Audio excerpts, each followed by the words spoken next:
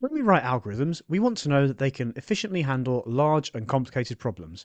If I use the maps on my phone, I can quickly find a route across the country in a very short space of time, despite the huge number of possible routes I could take. In algorithmics, we carry out formal time complexity analyses using a variety of tools. How can we accurately compare two algorithms? We can't time them since different devices run differently, and we don't necessarily know that the problem we are putting in is sufficiently difficult. Instead, we use big O notation. This is an abstract technique which is independent of the computer you are using. For small problems, we can get away with anything, so we consider what happens when we apply our algorithm to a very large problem. We look for an upper bound for the worst case of our problem as n gets very large. Suppose we have a problem of size n. Our algorithm performs 3 operations for each n, plus 2 operations in initializing and returning. We'll discuss later what counts as what kind of operation. So our algorithm's performance is given by f of n equals 3n plus 2. For large enough numbers of n, we know that 4n is greater than f of n. For this reason, we describe the time complexity of our algorithm as big O of n. Since there exists some k where k times n is greater than f of n for sufficiently large values of n. We end up ignoring the constant, since that plus 10 makes almost no difference if n is a billion, and we don't particularly care about the 4 either. We just say that our algorithm is big O of n because it grows linearly. Let's take another example. Our next algorithm takes n squared operations plus 3n operations plus 6. That is to say, it's a quadratic plus a linear plus a constant.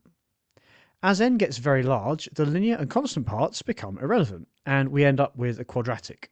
We can say that for large enough values of n, 2n squared is going to be greater than f of n. In fact, we could go to 1.1n squared or 1.00001n squared, and eventually we would still have found an upper bound, which is why we describe the time complexity of this algorithm as big O of n squared. Since there exists some k, such that k times n squared is greater than f of n for sufficiently large numbers of n.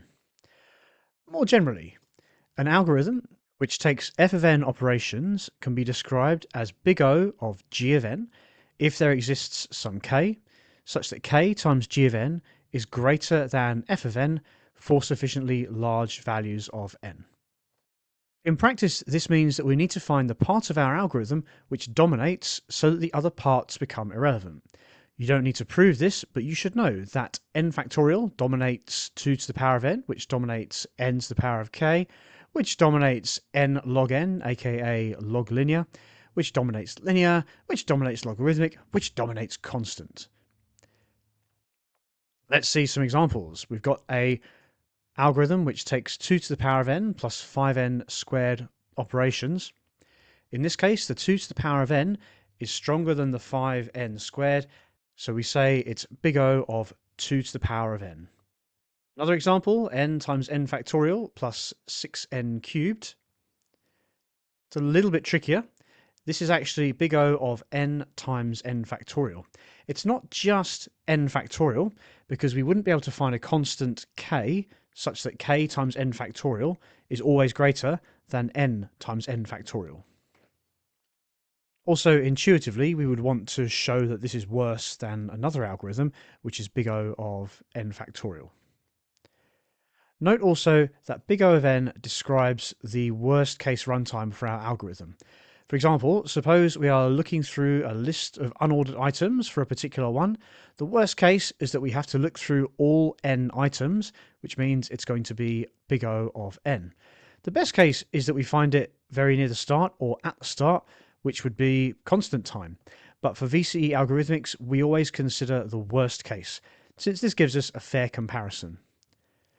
Note also that if an algorithm could be described as big O of n squared, it could also be described as big O of n cubed, because n cubed, or there is some k such that k n cubed is always bigger than whatever n squared. However, we have to imagine that we are trying to sell our algorithm as being the best one, so we try to find the tightest upper bound for our algorithm.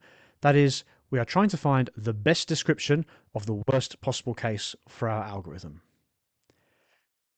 In summary, we use big O notation to describe the worst case running time of our algorithm. It's dictated by the dominant mathematical term. The precise definition is that an algorithm which takes f of n operations is big O of g of n if there exists some k where k times g of n is greater than f of n for sufficiently large values of n. And you'll see this chart all over the internet showing the time complexities we're likely to come across and the order of precedence. Our next job is to develop some analytical tools to find out the number of operations that an algorithm takes. This is going to include direct code analysis, telescoping sequences, and the master theorem. Any questions, pop them in the comments.